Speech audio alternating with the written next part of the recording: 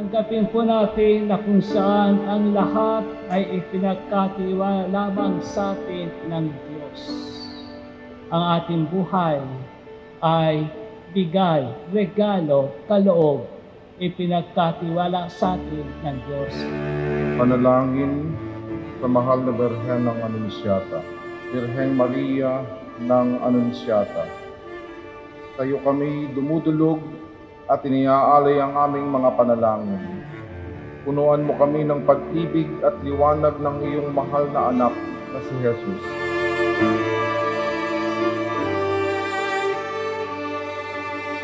Mga kapatid, mahal na mahal tayo ng Diyos.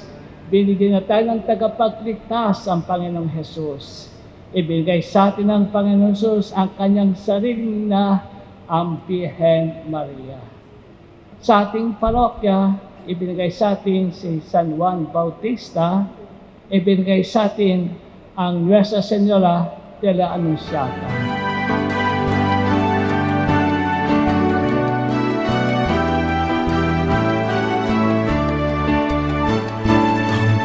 Puso ko'y nagpupuri sa Panginoon.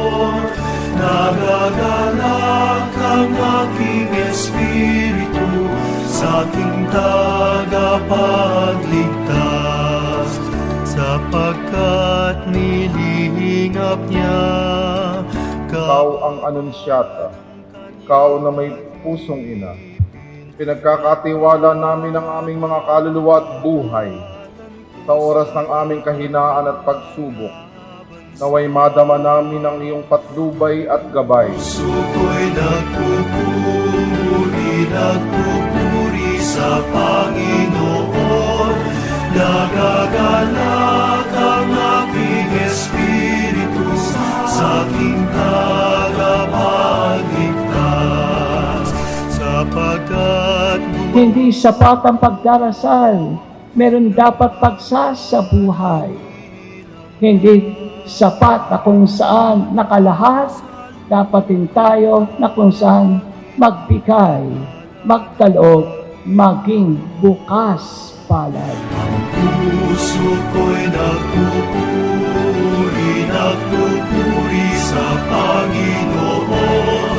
Nagagalak ang aking espiritu sa aking tagapagligtas.